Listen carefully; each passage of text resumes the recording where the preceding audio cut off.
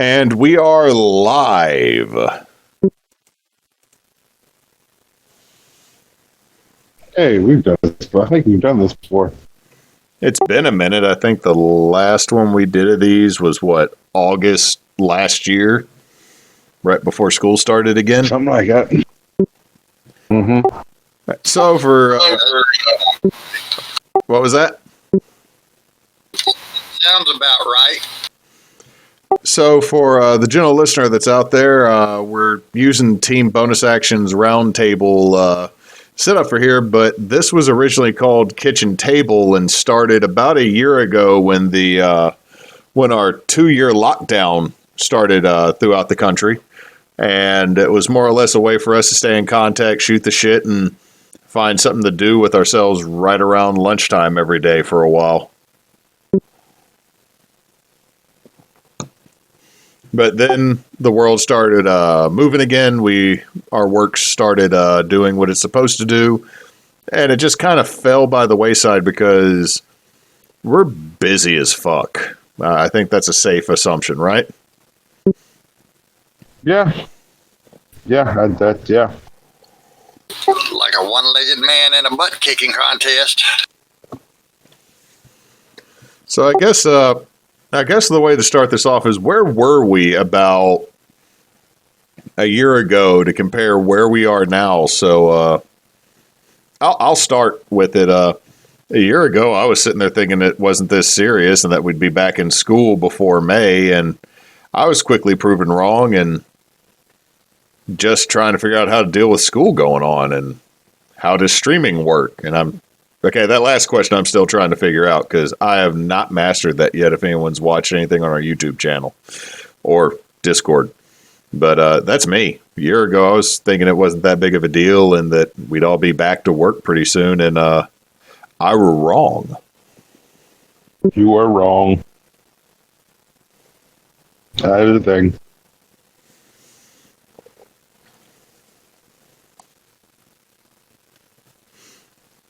So whoever wants to jump in next can go right ahead. When last we left off, I was working from home, doing stuff, doing work from home. We have since gone back out into the field. So I am on the daily, going out and about and around to actually look at cars and do my job. And kind of dealing with that a lot. And aside from that, trying to keep myself busy and trying to, as of January, I actually got to post the work I did on my shower today for it. I actually started one of them newfangled pound sign thingies on the Insta picture book frame. I started. Yes, I Instagrammed. I went onto the Instagrams. And I did one of them telephone numbers, one of them pound sign thing. I started hashtag make shit 2021 because I needed an outlet. I needed to make things. I needed to do something, or my mental health was not going to be very good. So it started with finishing The Mandalorian Season 2. And once I did that, I dug out my old Kmart exclusive 1-to-1 scale Boba Fett helmet.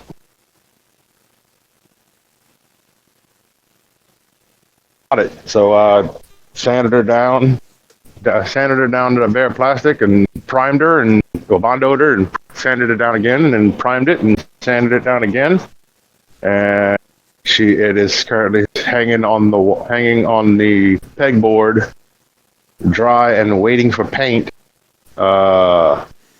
For like 2 months now, because every time I have the opportunity to paint, I don't have the time, and every time I have the time to paint, the weather is shit enough to where it's not a good time to paint. So, on the heels of that, I decided I was also going to make a gaffy stick from Star Wars, one of the sand people weapons. So I got that going. I got that pretty much wrapped up. I just got to detail it. And it's basically a way to keep me motivated to do shit. It's to keep me honest, to keep me actually working. Then my dad and I built a 3.5 foot by 4 foot by 6 foot woodworking table. Now I have a place to actually work proper with a vise and the capability to really do some good work on. So that's dangerous. Yeah. So and I actually got a comment yesterday. A mutual friend of the three of us, Gwen, came into town and hung out last night, and she was like, she's talking about how that me actually doing that the hashtag make shit 2021 is kind of giving her the impetus to keep going after all the shit that she's been through because of the pandemic and everything else. So that made me feel good. So yeah, it's just working crafting shit because I need an outlet. I was going to say, that kind of leads into the second question I was going to ask. But Cannon, where were you a year ago when we first started doing this? Well, when we first started doing all this, I'm working with the state. And in March, they sent me home for the pandemic. I was having to go to work 1 day a week because I had mandatory updates that had to be done. And so I was just kind of chilling and talking to y'all at noontime and checking on people and living my life. And then life kind of took a turn in the early July time frame. We ended up in the middle of this pandemic relocating from a 22-year residence to a camper on our property. We kind of backed into a corner and did what we had to do, and I've been doing what I can to make life livable for the family. I'm trying to get some of my garden stuff planted back and get things going. I think it was sometime in May they sent me back to work. So I didn't have the luxury of having the time off during the move that I had after we were first locked down. So I worked probably 18, 19-hour days for 4 months, lost 40 pounds, and enjoying the hell out of my property right now. But that's where I was. Make shit 2021. I've been doing some stuff and privately posting it over to Knox and Miro, and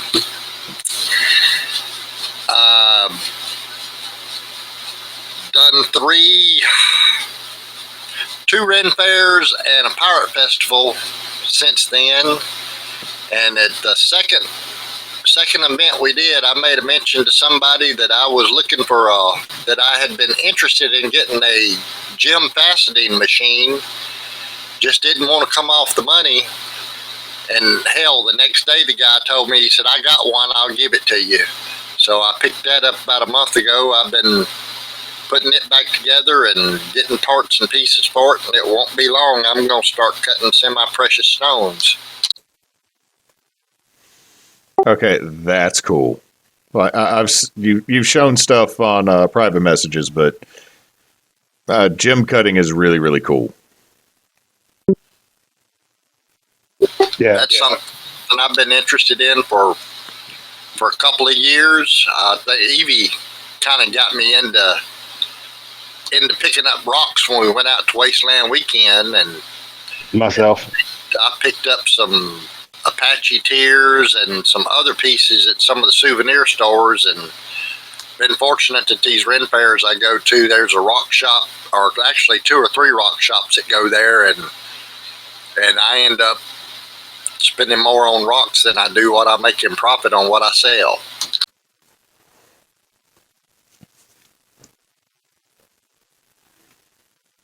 See, I guess the next question I was going to ask is, what have we done since then? So, I mean, I'll go. I'm currently in the market looking for a house, similar to Ken, and I'm being kind of backed into a corner. Not really now that I got the full story, but it's like sneaky on the down low. But I'm not going to go fully into that. But we're in the market for a house. We think we found one that has enough property. It's not out of the city, but it's sort of out of the city. It's in one of those. It's in the parish. It's incorporated, but some of the rules about what you can and cannot have on the property are a little bit more loosey goosey, which means what is considered and not considered poultry is not been clarified. So that means I know I could have chickens, and Frey has relented and said if we get that house, since it's half an acre, it's a long skinny lot, that as long as the chickens are not near the house, I can have chickens. But it also means that quail come into the equation. So that's kind of neat. And as for Make Shit 2021, I've carved some bowls. I've made a shelf for my bedroom. But since I'm having to move and it's driving me a little nuts, I can't make a lot of stuff right now. And it's as a DM for my live games, I love making things, making terrain. But everything I make is another thing I have to move right now.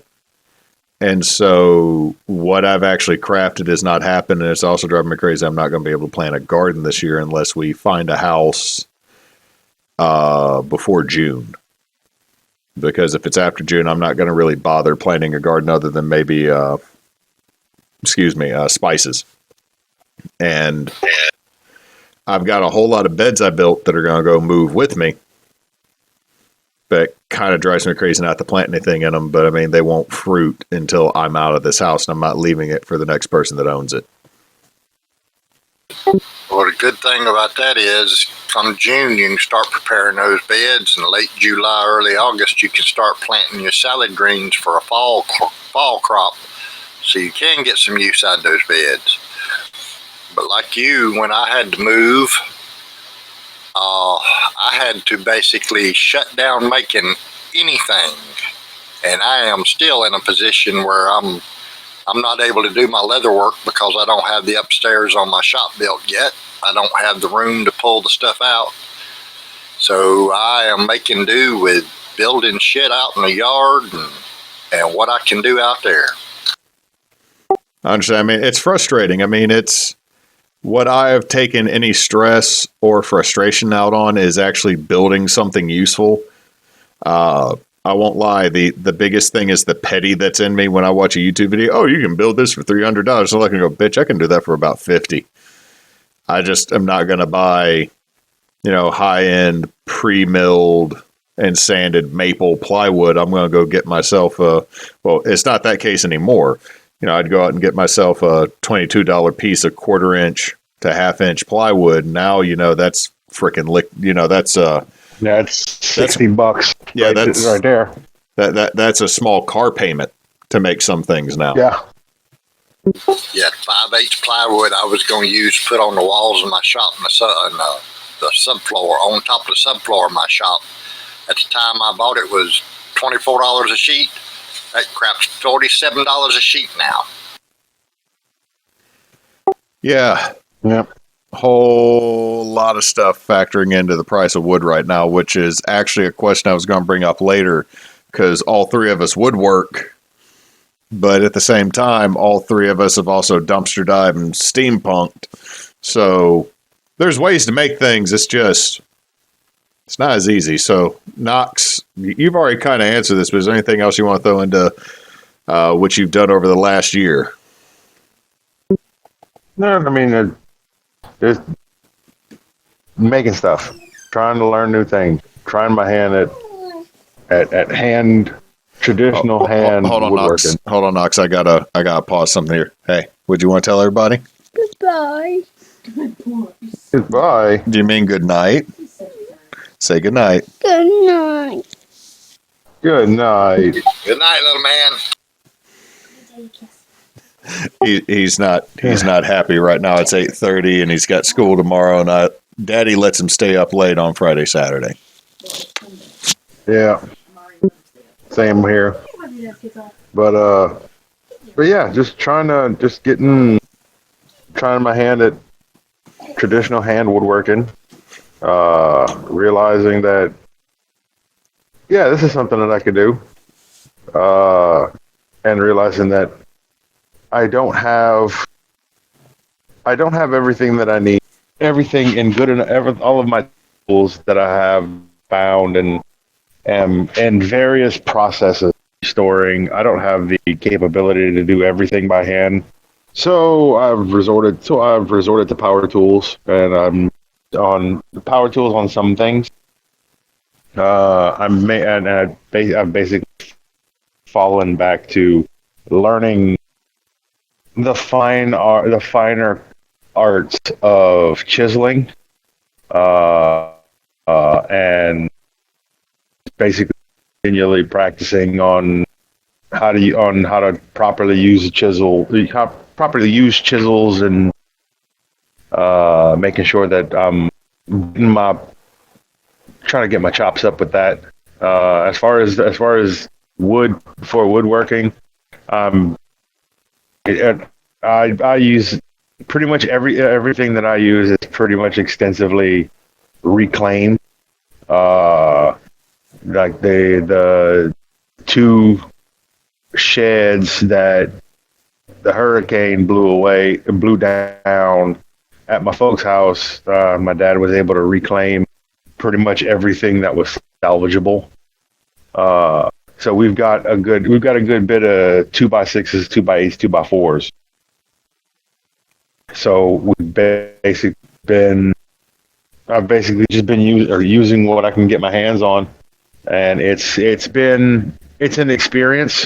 It's an experience builder for sure. Because at that point you ain't got it. You can cherry pick the best pieces, 100%.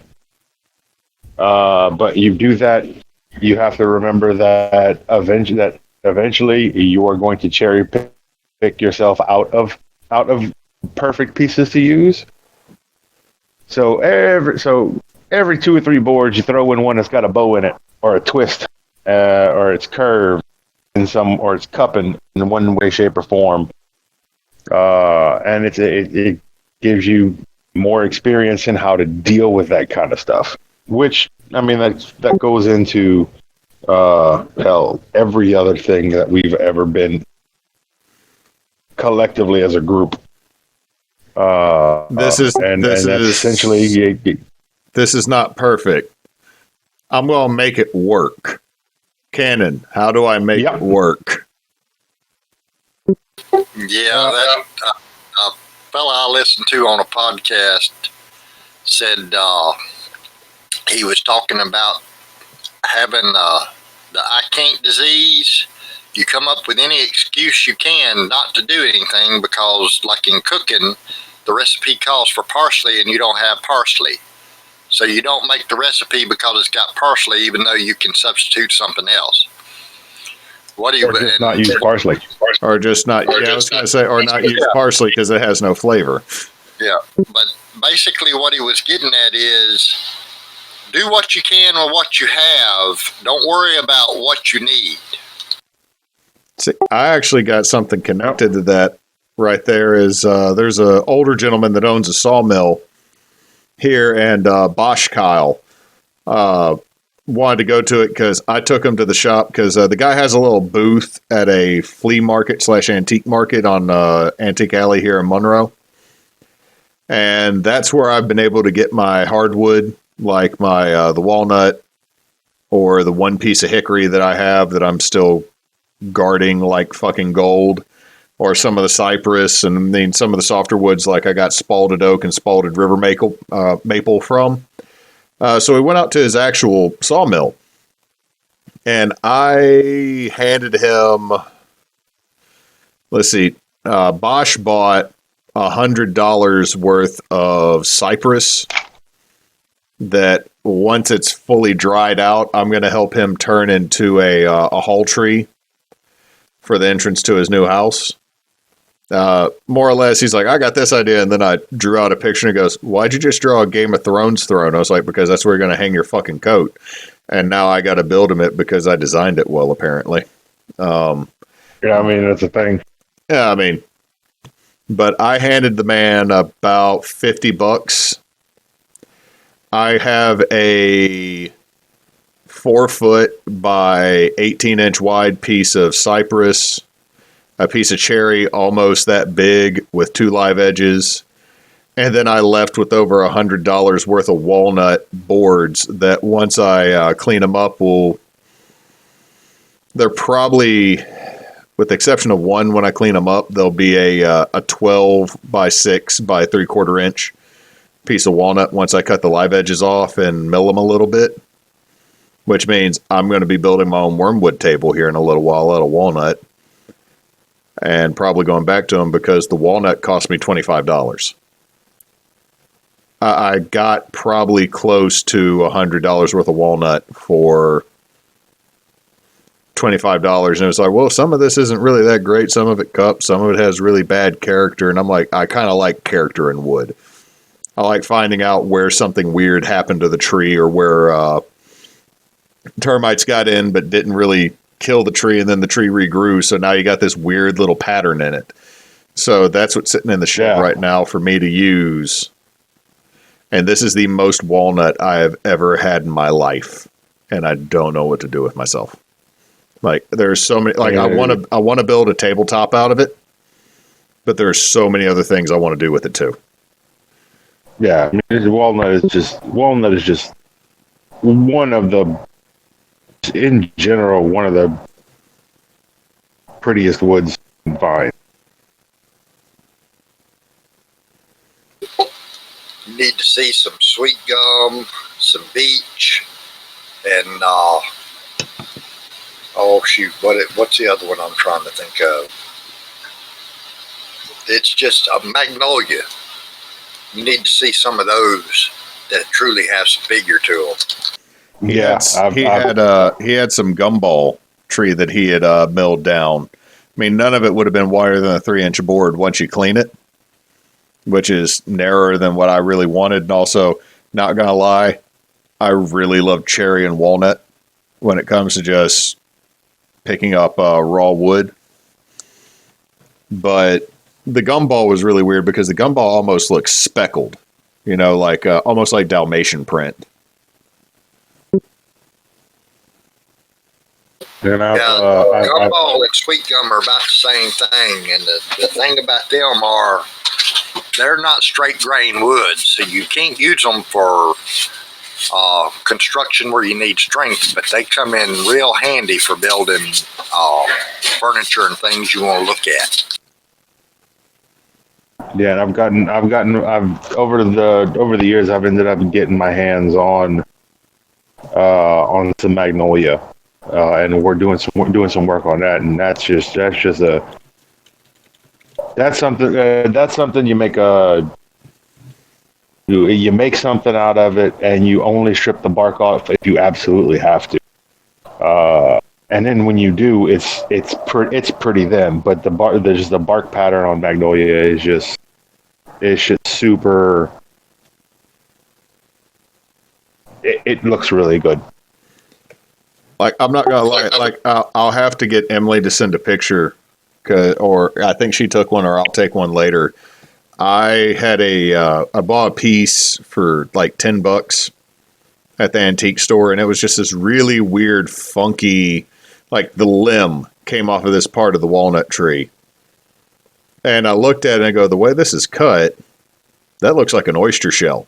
So I rounded off one end of it with a jigsaw, and then by the way, if y'all haven't picked one of these up, there is a carbide 4.5-inch angle grinder attachment at Harbor Freight. Mostly used for grinding down really rough parts of metal, but you can use it to kind of cove and carve out wood. I got one of them for $10, and I turned it into a bowl that's now sitting in my hallway that looks like an oyster shell. And it's one of the prettiest things I've made, and I left a good bit of the character on the outside instead of sanding it all down. I just took 220 to it, hand sanding it, so that it still had that bark look to it, but it didn't flake off, and then I just oiled it. It's absolutely gorgeous. Yeah. It also has it has a good chunk of the sapwood on one end of it too, so it's what made me think of oyster shell is right around the upper edge. It's a lot lighter than the dead center.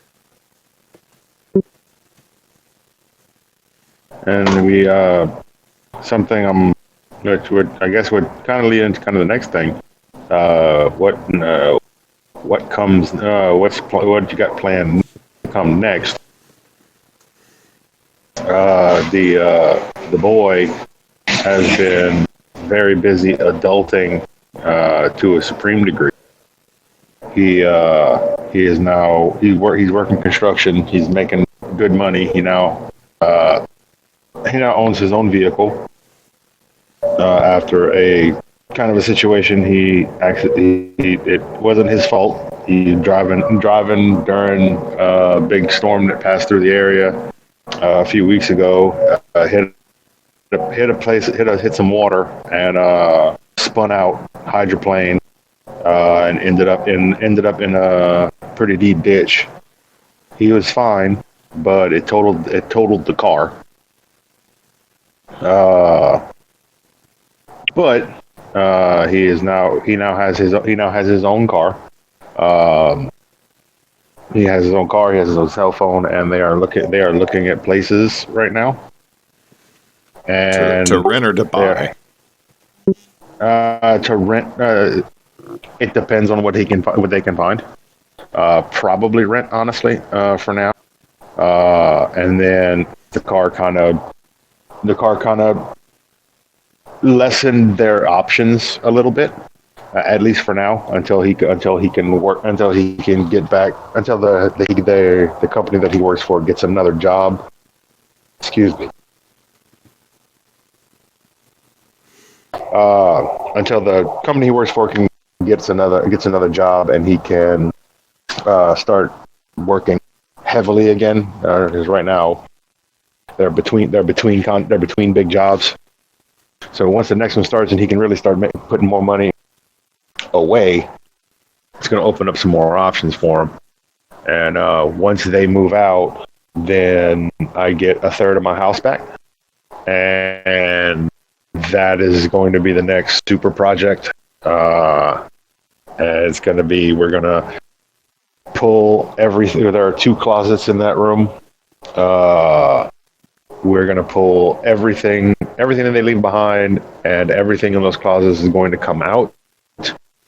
We are going to reorganize. We're going to purge anything that is unnecessary, and then reorganize everything, pull everything out of the room, do a real deep clean, and do a little bit of repair work that needs to happen. We had some French doors put in like the year after we moved to the house, like 7 years ago.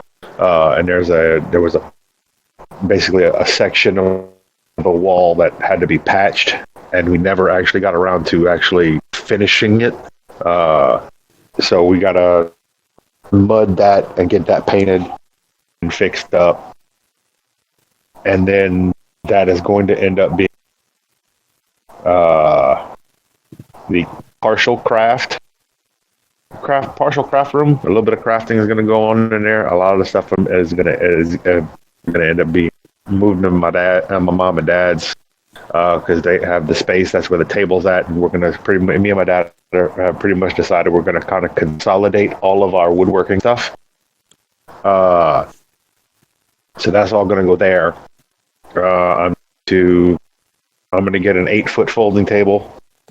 That's also going to be the gaming area. We're going to get bookshelves, put all the gaming and everything else, which is going to open up like 3 different storage options in the front and the rest of the house to get all of the gaming stuff out of them. I'm also going to set my computer up and as an office. At that point, I can actually work on getting all my streaming things set up to actually start streaming again. And I've also got it's also going to be where my 3D printer, and honestly, as of this week when it arrives, Ricky's 3D printer. Ricky bought the same. Ricky brought the same Solval 3 that I have.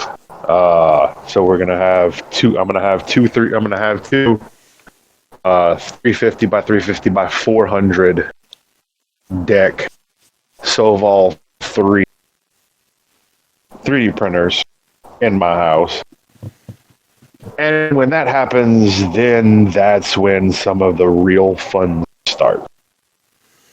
Because at that point, we will be able to start printing armor. That is once that is set up and ready to go, that is when I am going to bite the bullet and work on reworking my blacksmithing forge, as well as looking into building a makeshift smelter or damn it, the thing that melts metal. I can't think. That is a smelter or an arc forge, and then Cannon probably knows even better names or the correct names. I know what he's talking about, but I can't call the name he's looking for right now because I made one out of a bucket and plaster Paris sand mix. Yeah, that thing. You know, the thing that you put the crucible in. A blast furnace? But yeah, basically, yeah. And then and that way, at that point, I'll have the resources to start melting metal. Like I've got through Ricky and through some other situations, I've got a whole lot of spent brass. And at that point, I can 3D print molds for casting and actually start casting some things. If that's the case, then I can potentially, between the 3D printing and the casting and some of the smaller woodworking projects, at that point I could conceivably open up a table at events or small things around, which is awesome. Especially now, they're starting to, especially around here, South Central Louisiana. A lot of our festivals are starting to take place again, which is nice, especially considering the fact that as of the 20th, we will be fully vaccinated. Like the Boudin Festival here local is going to be. They've rescheduled it for September, so they're going to have the 2021 Boudin Festival in September, and then they're planning on having it again in April 2022, normal spot. Boundary is the word we're looking for. That is 100% the word I was looking for. Told you he'd know it. Yeah. So that's all on the horizon. I think the first thing is going to be getting those set up and and kicking.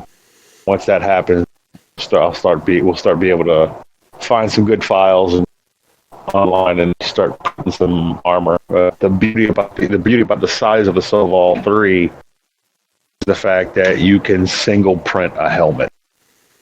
Look at Thingiverse. They got a lot of free designs, but not gonna lie, jealous. Before I found out that all of my saved money and my stimulus money and my any other extra money I was given or procured for myself through other means of work had to go to buying a house. There is, and I can't remember the name of it now, I was looking at a 3D printer and laser engraver, which I believe the Ender series has, which I had looked at, but I also found for about $1,000, I could get a 4x4 CNC with dust collection attachment that could go to a shop vac. I mean, the thing's normally like $25, but it was on sale for $1,000. I was like, oh, I think I know what some stimulus money is going to go to right now. Then I was like, nope, got to buy a house. I can't do it. But if that had been the case, can you all imagine the absurdity that would happen if I was allowed to have a 4x4 CNC? Yeah. The really cool thing about the most of the bigger names, like Soval and Ender, the actual the laser engraving portion of it. They sell the heads for, the heads are only like $45, and they're, from what I understand, they're pretty easy to Like, I'm not gonna lie about this. The thing that was really cool about this 4x4 is that you could also wall mount it. So if you wanted to slide a piece of plywood that you're gonna make, say, a wall out of, you could carve a pattern into it while it was standing instead of having to have it lay down if you didn't have a floor space. And for like $50, Nice. you could have gotten a laser, a laser head added onto it. But really, I won't lie, the laser engraver on that model of CNC was a bit of overkill for what I wanted. But if I could have gotten that 4x4 CNC, that would have been, that's all I would have been telling y'all about, is I was playing with a CNC machine and showing y'all what bullshit I made. Because, not gonna lie, I probably would have started making, I probably would have taken a piece of plywood and put a thin veneer made out of hardwoods over it. And then started, or actually probably would have put common boards in there underneath it, and then started engraving shit for dice vaults and dice trays. Yeah. Something else that's on my list that I've always wanted, actually two things, is a metal milling machine and a metal lathe. And the reason I want those, I saw somebody that made miniature V8 engines with those two pieces of equipment, and that's something I want to do. It's on my bucket list. I want to make mini Chevy 350 engines to put in mini top fuel dragsters to have drag races with remote control real fuel cars. See, why do you got to say stuff that makes me want to spend money I don't have for things I don't know how to do? Like, car engines work on magic, like woodworking, construction, drainage, and grade of land. I've finally learned how that works. I don't know how an engine works, but now I want to. I had the benefit of a mechanic showing me how to rebuild a Chevy engine when I was 16 years old, and I have understood the inner workings of a V8 engine since. Have you looked at a Bridgeport? No, I have not. A lot of folks I know and watch online, they've gotten Bridgeports. They're older machines. Bridgeport is a brand, but it's kind of like when you say a Band-Aid for an adhesive strip. There are Bridgeports that are actually, there's Bridgeports and metal laths that are actually made where Emily's from in South Bend. There's South Bend metal laths and South Bend milling machines that often get called Bridgeports that are from post-World War II that are still working, and people are keeping these things functioning because if you can keep it functioning, it's damn near one of the best tools you can ever get a hold of. And, it's sitting there starting to push, some of them are starting to push 100. Then again, I've been watching Jimmy DiResto restore a bunch of 100-year-old bandsaws that make the newer ones look like shit. At the same time, they're hella dangerous, but they make the new ones look like shit. It's just, watch your thumb. If you lose your thumb, it's kind of your own fault at that point. That and there's a couple of all-in-one. It's kind of a dream thing, but it's kind of an all-in-one woodworking thing. It's got a table saw, a drill press, a lathe, and a table router. It's kind of like a modular system kind of deal. And is that by Festool? I've wanted one of those. I don't know. I know it's a particular, it's actually a particular machine. It has all of these things incorporated into it. I saw one about 15 years ago, and I've kind of wanted one ever since. Can't remember what they're called right now, but it's one of those things that's on my bucket list simply because of the amount. It's a woodworking shop in one table. You talking about a shopsmith? Yes, that's what it is. My stepdad had a shopsmith, and I hate to burst your bubble, but it's worth it to buy the individual pieces of equipment rather than buy the shopsmith because they are a pain in the ass to convert from one tool to the other. Really? Well, I'm glad I know that now. Makes sense. But I mean, actually this summer, talking about shop stuff, because cousin Ronnie fucking everything up for the last year and change right now, all of our students are way behind. And the state of Louisiana has gone, yeah, we know they're way behind. They got to take the standardized test, but we're going to give y'all, we're going to give you X million dollars each district to run a summer camp to do enrichment. But one of the things you have to do for enrichment is actually have hand-on activities. I'm the AP college instructor course guy. I'm also the only one that knows how to get the fucking lathe working in our wood shop. So guess what I get to do this summer? For 3 weeks. Are they going to?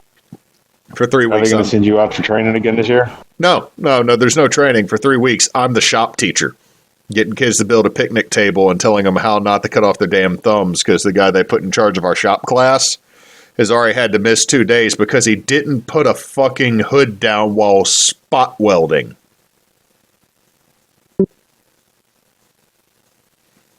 Look, I don't know how to weld, but I do know this. Don't stare at the stick when you touch it to metal. Yeah, kind of a thing. That's our new shop teacher. He's missed multiple days because of not putting this. Oh, yeah, we got this. Oh, shit, I'm blind. I'm like, dumb motherfucker.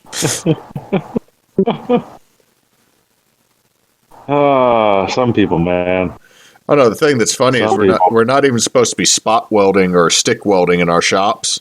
It's supposed to be all TIG and MIG because who we're partnered with only does TIG and MIG and actually send people over to teach the classes. But then our shop teacher has said, oh, no, I know how to weld. I'm a better welder than all y'all. He's a farm welder. Nothing wrong with farm welding, but he's a farm welder. These are professional welders that built shit for the new trade center in New York and have actually built, I-beams and other shit to hold up bridges that go across part of the Gulf or major rivers in the South. people that really know what they're doing. This guy's like, I made this barbecue grill. Something falls off of it, I can fix it. Again, nothing wrong with that. It's just if you have minor league versus all-star major league, I know who I want to go with to teach our kids on how to use a welder. Yeah. But I'm going to be helping them build picnic tables, and also they've asked me to get the lathe working again because lo and behold, the guy in the shop class broke it.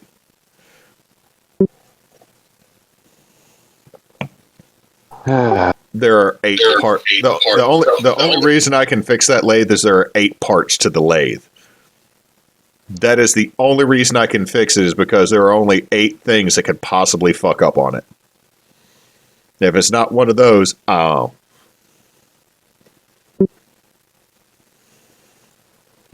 What did he do to break a lathe? He hit it while moving in 1/8-inch steel plates. And from what I've been told, because I don't have a planning period this year, I'm teaching all 7 classes again this year. I haven't been able to go look over at it, but really what I think is he hit it hard enough to knock some stuff out of place, and then it can be whacked back into place.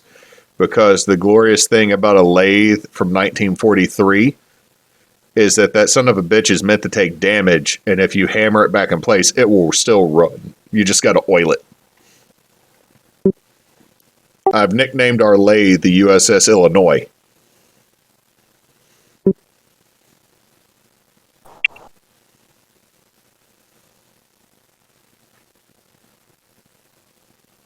I've also had to fix the belt sander, but the whole reason the belt sander was broken is because they didn't empty. Okay, our dust collection system in the shop doesn't work. And they're like, this doesn't work anymore. And when I opened up the back, there was like solidified pycrete made out of all the sawdust and the leakage of water and oil that had filled up the back of it and just turned into a brick. Look, if I can fix it, you've done something terribly wrong. And if you don't know how to fix it, okay, look, my whole thing about repairing certain things is I know how to change a light bulb. And I feel most of what I can do with tools is I change the light bulb. So if you can't change a light bulb, what's wrong with you? You know, getting back to Kyle's Make Shit 2020, one of the things I've tried to do this year is learn a new skill as often as I can. One of the new skills I took on and learned was how to put soles on my own boots. You learned how to cobbler? I learned how to glue the soles on my boots and get them shaped down to size. That's a useful skill. Because I have a leather boot project coming up that I want to do. I want to make a pair of Plainsman leather knee boots, that the lace-up type, but I want to put actual soles on the bottom of them instead of having a moccasin type sole. So if you do that, if you can get good at that there's actually real money, especially at Ren fairs, because I know the one here in Hammond, there's a boot company that makes them, and it's like 150 is the low end, and 350, 400 is more of the average. You know, you have more than a size 9 foot. But I'm not necessarily wanting to make them for other folks. I want to make a pair for myself to go along with my kilt. The only reason I'm saying that is it's the bespoke level of custom shoes.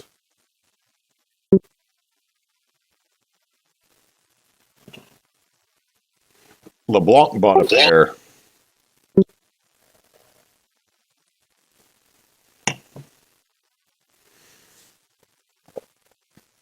Wait, do all 3 of us now have a kilt? If both of y'all do, I guess we do. Yeah. I do believe.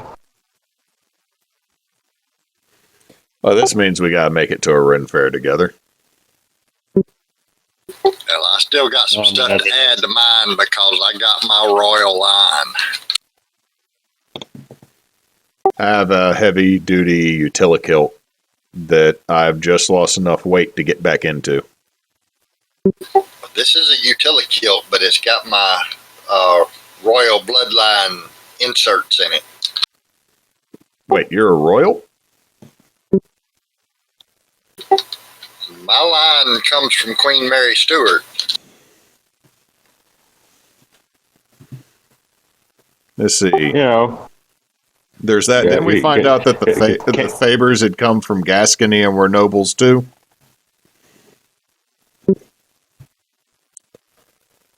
I think maybe I gotta look. It take about 4.5 days for me to go back through all of our messages to find that one. Because let's see, I know that there were LeBlancs hired by the Faber that moved with William the Conqueror to England, and that there's a good chance that a portion of my family were actually the German mercenaries, the Hale, that came across and were given land south of Lincolnshire and then moved into Cornwall.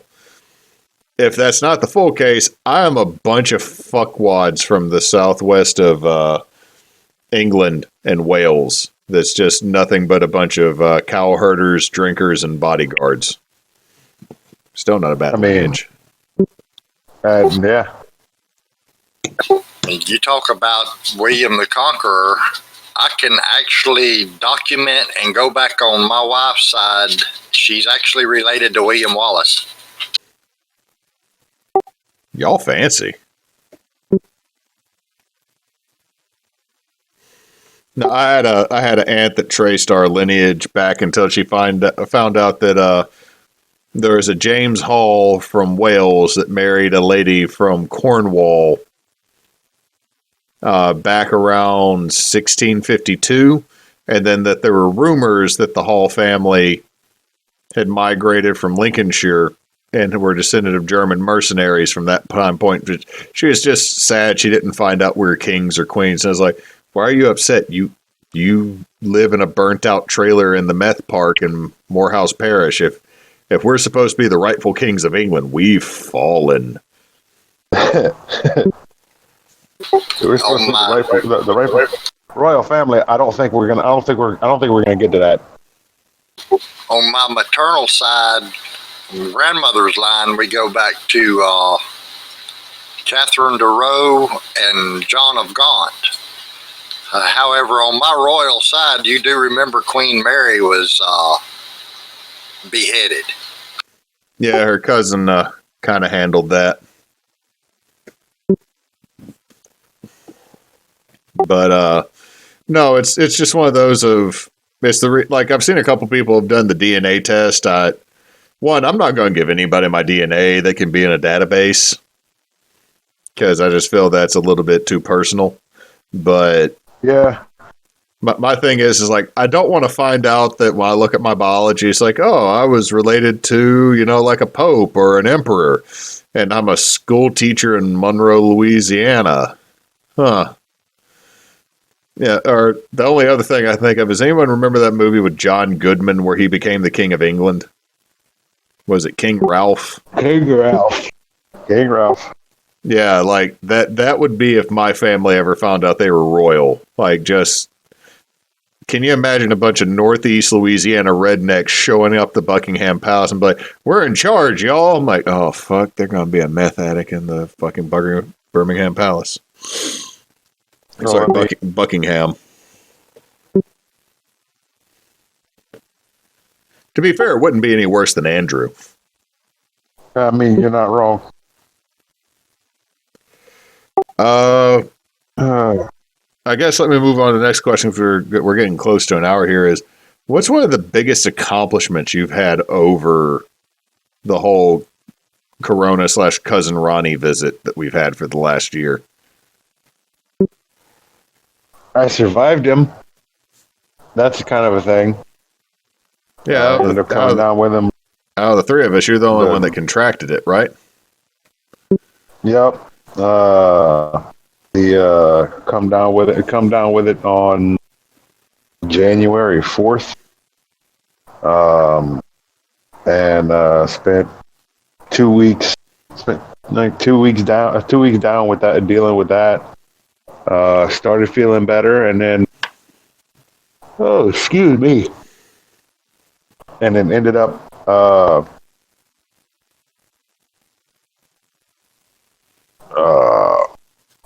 coming down with this severe sinus infection as soon as I started feeling better. So I was literally sick from January 4th until about March 4th. So I was sick for almost. But since then, but kind of the way things ended up working out is a friend of ours ended up coming down with it the day before. Ended up getting diagnosed the day before I did, and Mish was actually feeling bad at the time as well. She went and got tested negative, but she actually had bronchitis. So we made the decision for me to basically go and live with our friend Krista. So I spent 2 weeks at Krista's, which worked out for the best because it allowed Harley to go back to school after 10 days instead of 20. That's a definite benefit. Yeah. So, because it would have worked out, I would have had to go back to work, and the girl would home. So we would have had to figure out how to handle that. But made it through that, and yeah, that's pretty much the big thing. That was pretty much the big thing. Spending almost the entire first quarter of the year sick, and then going back and getting life back together and making shit, and then getting that good net woodworking bench together is another big one. Is another big accomplishment. It's that step of, okay, now I have an official place to work and to craft, and it's not we're no longer in a position of makeshift, like clamping wood to random pieces of furniture and hoping hoping that they stay intact, and hoping it doesn't move so that you don't screw up the piece that you're working on. And that's huge. And I think both of you can attest to that. Having a dedicated workspace it's amazing what happens when you use the right tool for the right job. It definitely is. And one of the reasons I'm sad about moving. Yeah, but having that dedicated space where, okay, now I have somewhere to work. Now I don't, and that is one major excuse that is no longer there. Yeah, that's, I guess, my major accomplishment. I wasn't even trying to do it when I did, was I lost 40 pounds. Of course, I think it's a major accomplishment that I pared down and was able to move 22 years of accumulation in 4 months time frame. Definitely a biggie on both of those. Well, I wanted to lose weight, but I didn't have the desire in me to do what I needed to do to lose weight, and it was forced on me, and I've been fortunate that I've lost the weight and have been able to keep it off. So I see being forced in the corner having to move, where a lot of people think it's a bad thing. I see it as a blessing in disguise. It was probably one of the best things that happened to me at the time that it did. See, on my end, nowhere near Cannon's weight loss. I'm down 15 pounds at this point, and I'm going to keep pushing because I need to lose most of a person, I think is the way I'm going to put it, to be where I want to be. But my really, I feel like my biggest accomplishment for the last 2 years is still coming. I got to move, and I'm going to have my own house and remodel it and put down flooring and paint and all that stuff. But I feel my biggest accomplishment of 2020 is really, it's kind of a team effort. I kind of bulldogged a few people into it, but we've created almost 300 hours in the last year and a half of media for Team Bonus Action. And most of that I've actually DM'd. And I feel that's an accomplishment because I never thought I'd have that much crap up or recorded just between our podcasts, games we played, the 24-hour campaign, other charity campaigns we have. We've created a whole lot of time, y'all. We've I went back and double checked at our YouTube after uploading stuff, and I was like, wow, we've made a ton. And that's a fraction because we haven't posted everything. I haven't gone back and edited our old kitchen tables or even the rest of the bonus round tables. We have a ton of time and stuff that we've created, and I think that's mildly amazing, especially for people who are not professional at doing this. So that's what I think is the biggie for us. I am going to make a recommendation for you, though. With some of the things we've seen in the past with censorship from these big organizations, I would highly suggest that you copy everything you've got on YouTube over to a site called Odyssey, because it's on the blockchain and it can't be removed, and they won't treat you like YouTube will if they get the hair up their ass and decide you're not their cup of tea. I will definitely look at doing that. I got everything. I'm looking at the 5 gig external hard drive right in front of me that houses all the extra copies of what we've done that's not already posted and what is posted. Like right now on my laptop, all that's sitting there is Holy Winds and the newest episode of Stefan Carcass. Well, back on accomplishments, I'm not counting it an accomplishment yet, but I've forced myself to learn more about crypto and the blockchain, and I'm about to dive deep into the crypto game, and I foresee,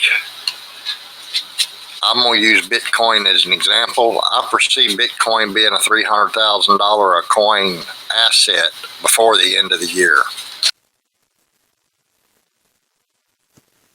Hey, you'll be able to buy your subfloor.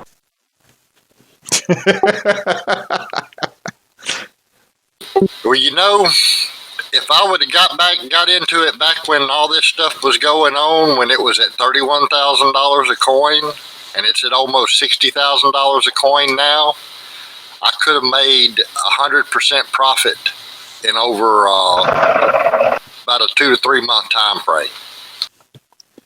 Kind of like the GameStop stock situation. Yeah, but Bitcoin's not being shorted like the GameStop thing was. That was a risky play that them folks made. Yeah. I know they made it like bandits on most of it, but long-term Bitcoin, I'm not seeing as a high risk like that. My whole thing looking at what happened with GameStop is they were going to try to short it and make money off of it because it was I'm going to sell the Apple for $1, but when I come back to you, it was only 50 cents. So if I give you 50 cents, I still made 50 cents off of it type situation. And then other people started investing in it, and it kind of fucked over some hedge funders, which I'm not 100% against. But that might also be because I don't fully understand the stock market, because some of the folks that make money off of money does not compute to me. The whole reason the Reddit group did that was because the hedge funds were selling shorts and making a killing off GameStop, which was a failing company. And the Reddit people decided to buy into it and drive the price up higher. So the hedge fund companies couldn't keep shorting it and making money on it, and ended up costing the hedge fund companies a lot of money in the long run.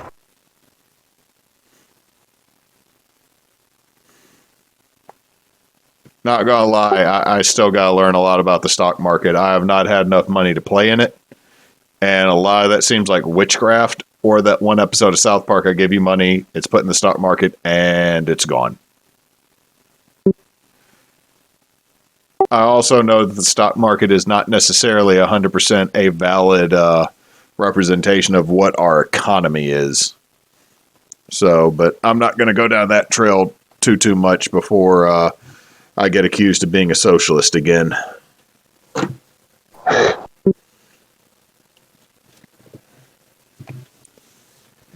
Thinking I get accused of being a socialist when I'm like, hey, fair and equal practices so that small businesses can survive in this economy that is, dominated by large companies that prevent competition, which is the basis of capitalism.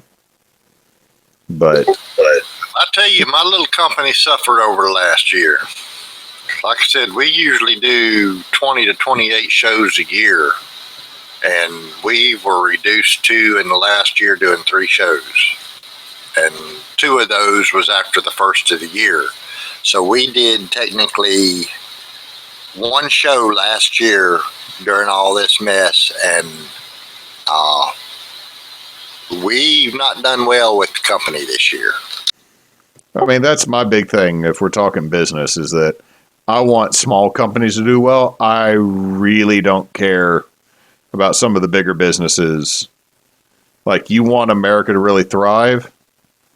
Talk to the little dude that's running shit and give that guy a bonus. Walmart's going to survive a pandemic. Target's going to survive a pandemic. Mom and pop store down the street may not survive the pandemic. That's who needs the help. Don't hand money over to the massive corporation. But that is also me. Well, I foresee the next year being just as tough as the last year. You need to go down to your local farmers markets and fruit stands, and you need to buy as much of your food from there as you can if you don't grow it yourself.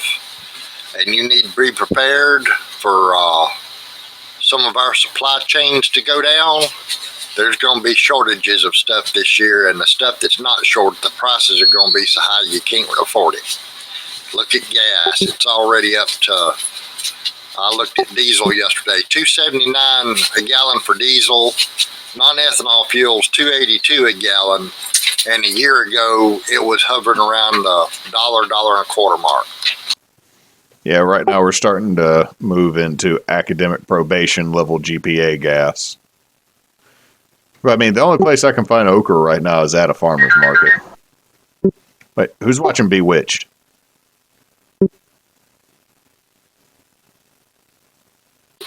That was Knox, but I think it was a phone going off. Okay, sorry, it sounded like Bewitched in the background. Oh, yeah, Misha's sitting down right there. Sure, that's her text message. Hi, Mish.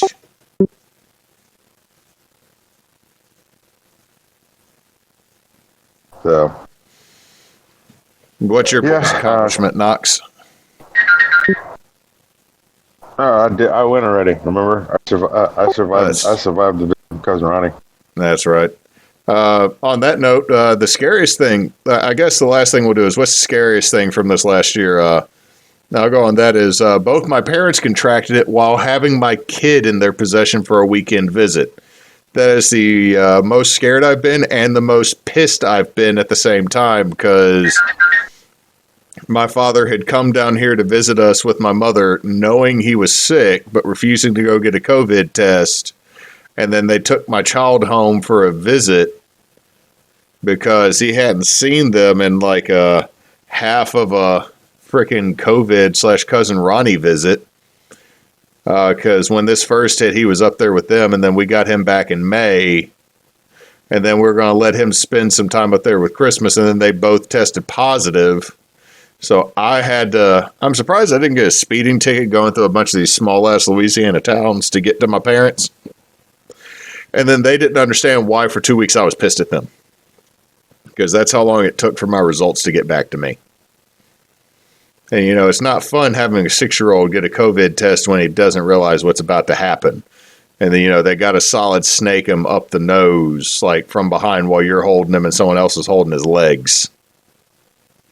Yeah. That was probably the scariest moment was right at December this year, is because Emily and I had not been near really anybody that had it. We've been super careful. I was the only one going out and grocery shopping. We did everything we were supposed to, and all of a sudden my parents, and the least social individual of my family, comes down positive, and he still swears that it was a false positive. Yet when he took that first COVID shot, he got sick as a dog. And I'm like, yeah, so you didn't have COVID? I never had that. I never did that. It's not as bad as everybody says it is. I'm like, yeah. Keep saying it's not as bad as people think it is when we're hitting the levels in this country of people that died, and then we look at the worldwide level of it. We handled this all the fuck wrong. But I guess that's what you say when you're through this anyway, right? Yeah. But yeah, that's my scariest thing that happened over the last year was a fear that my child might have contracted it from my parents. Luckily, they had a mild case and they're okay. But the whole time I was driving to go get him, I was like, please don't let my child have this.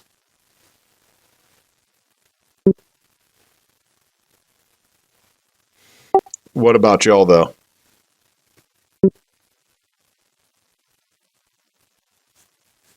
Yeah, I guess the whole experience of coming down with it. There've been a couple of where we've come down with somebody in the house come down with real bad illness. I mean, Misha's just getting over a real bad bout of bronchitis and sinus infection that had her in the ER for 5 or 6 hours. But aside from that, it's just that the worst thing for me this year was just that being sick for 2 months. And just it just got to a point where you kind of feel like you can't remember what it feels like to not be sick.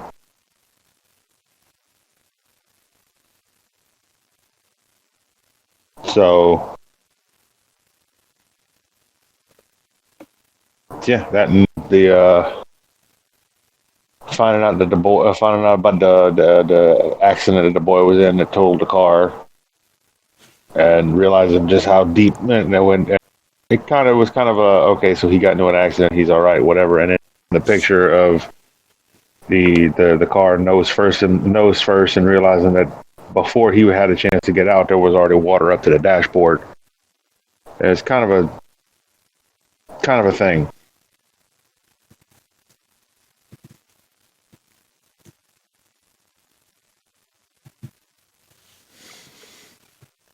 Definitely.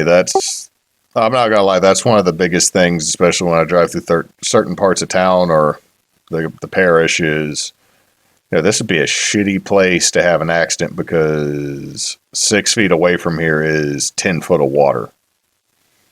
Yeah.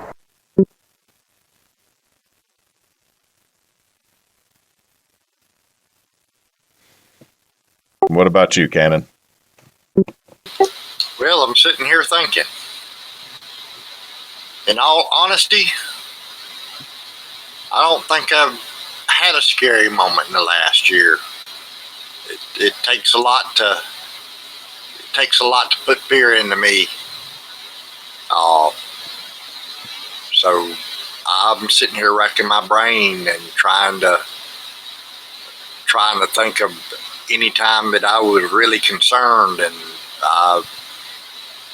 I'm not coming up with anything other than having to be out here on the land by a certain date.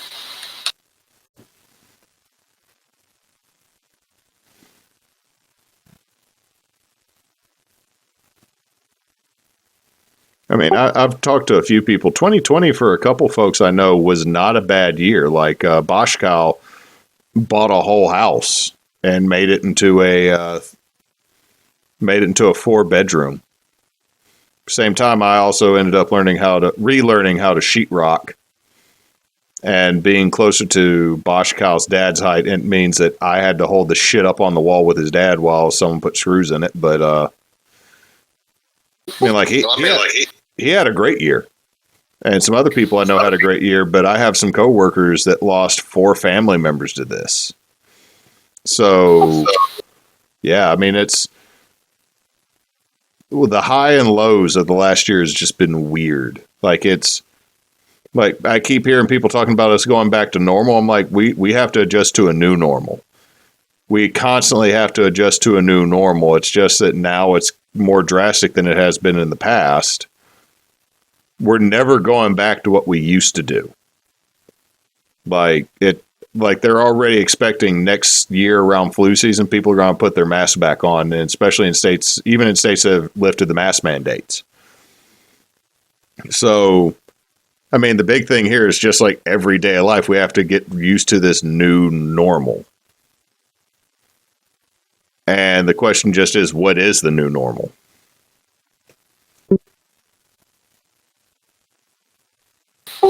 Well, in my opinion, there's no such thing as a new normal. It's everyday life that changes constantly, and you've got to be willing to adjust and adapt and overcome to anything that was bad or anything that was good, and you got to be moving forward at all times. Life's about change. If you're not willing to change, you're gonna stay living in the past, and you're backpedaling. You're not progressing. You're not doing anything. You're talking about 2020 was good for some people. I mean, we paid my property off, and we paid 2 major medical bills off. So that was a good thing.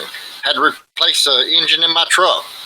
That could be considered a bad thing, but hell, I've got basically a brand new truck for 1/10 of what it would have cost me to replace the vehicle. I think a lot of it's just what your outlook on things that happen to you are and how positive you are. If you think on the negative side of it, you're backpedaling. But like I said, I don't believe in the term of a new normal. Normal is everyday changes that have to be made for you to keep going on and doing what you want to do. Taking care of yourself as long as it harms no others. That's one of my mottos this year. Do what you want, harm no other. I think Kyle is pretty familiar with that. And, yep. And that's the way I'm looking at things now. That's actually kind of a healthy way to put it and look at it, I think. I mean, the big thing is you're right. Things are constantly changing. One of the ways I've tried to look at this last little bit is what my grandparents went through. They were born before the Great Depression, lived through the Great Depression, and then World War II, and then the freaking Cold War and the atomic age. My grandparents just went today's today, let's move.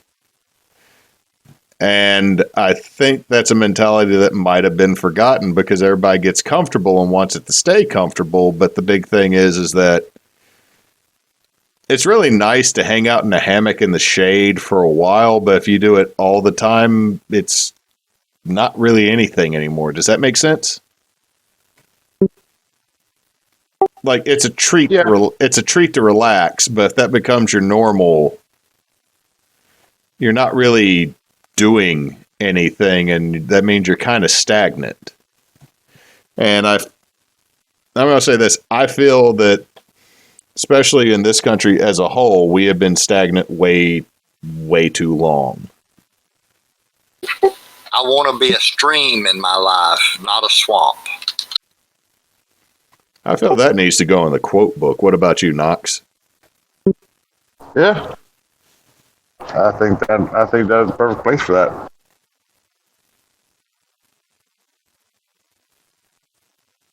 Well, what you're talking about, stagnating like a swamp, and I don't want life to stagnate. I'm going to keep moving forward like a stream continually presses forward, polishes all those rocks in the bottom, which I'm fixing to start doing, polishing and cutting stones.